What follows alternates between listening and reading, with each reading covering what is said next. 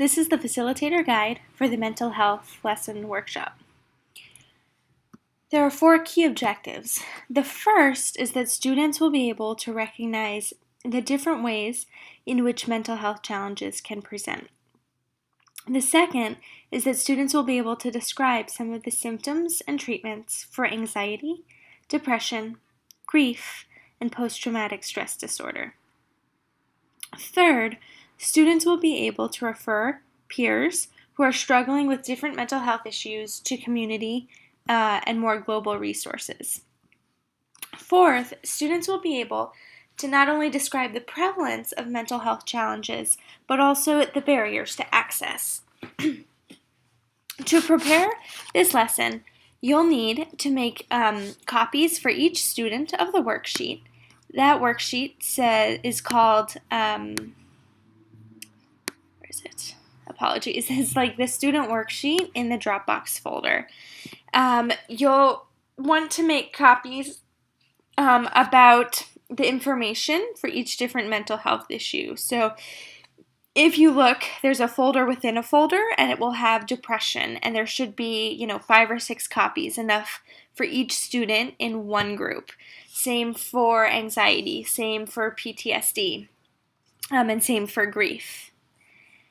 Next, you'll want to make copies of the mental health facts. Those are in a PowerPoint format, cut into different pieces. For this, you're going to want to have one set for each group, so at least 4 sets. Finally, ahead of time, you'll want to open up a Google document using the template that we'll discuss later in the lesson. Each activity in this lesson can be expanded to take more time if you so desire. Activity 1 involves case studies. Students will be in small groups, read a series of different cases, and discuss what they think is going on with the person in the case and what else might be going on. In part 2, students will learn about a particular mental health issue, and for part 3, they'll share what they learned with their peers. Each jigsaw group will have someone presenting on each different mental health issue. Part 4 involves a web search, where students will use the internet to compile resources for a friend suffering from a mental illness. The creation of this document is something that students may be able to use in the future to help benefit their classmates and community. The 5th part involves a brainstorm and a discussion. Students will explore different facts about mental health and engage in a discussion about them. What's really valuable about this last activity is that they'll be going through the data analysis process in the same way that they'll be doing in the future for their YPAR projects. Activity 1 involves case studies. I recommend separating students into 4 groups. However, if you have a lot of students, you could separate them into 8 groups. Each group will have 4 or 5 different case studies. They should read the study aloud, and the group should decide what they think is going on with that person and make a list of what else might be going on with that person. So, for example, group 1 will not know that they have case studies of anxiety, but that's what they'll have. Anxiety can look like a lot of different things. It can look like a person abruptly leaving a place that's full. It could look like someone who's having increasing smoking or drinking or starting doing those things for the first time, essentially self-medicating. It could look like someone who's very quiet and reserved, who never speaks up. Anxiety can manifest in somatic symptoms like belly aches or headaches. Also, it can present as irritability or restlessness. So students will get 4 different, quote, case studies showing these different things. All of them are different examples of anxiety, but often they may look like different things. This exists, so group 1 is anxiety, 2 is depression, group 3 has grief, and group 4 has post-traumatic stress disorder. Again, students should not know or be clued in to all these things being the same thing.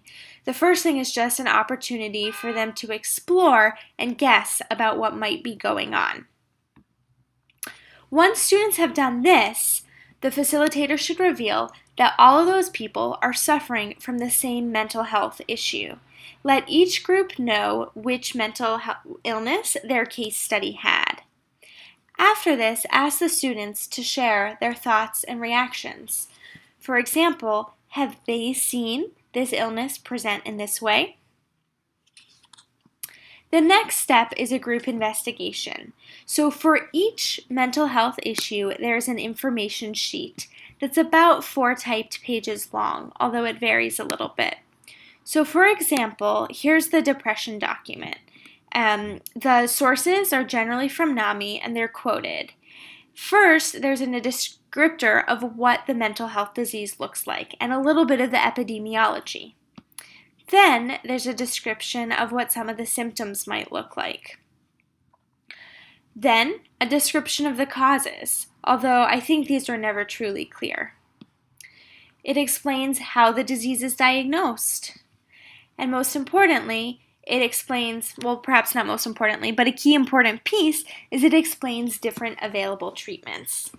Students, for example, all the students in the group 1 who's focusing on anxiety should read about anxiety. All the students in the group who had case studies about depression should read about depression. Before students engage in this activity, they should be warned or cautioned or made aware that their job is going to be to teach their peers about that issue. On their worksheets, there's space for them to write down 10 facts that they can share. The next step is to jigsaw the students. So in each group, for example, in the anxiety group, each student will join a new group. The goal is that in each new group, there's someone who read about each different mental health issue. One way to do this is to have all the students in each group count off. So for example, in the anxiety group, someone is a 1, someone's a 2, someone's a 3, someone's a 4, etc. Then the ones from each of the 4 different groups get together. This way, you have someone who's read about each mental health issue.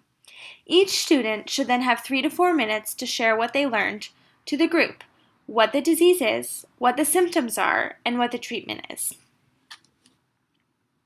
The next step involves a web quest involving compilation of resources. So the instructions for students are below.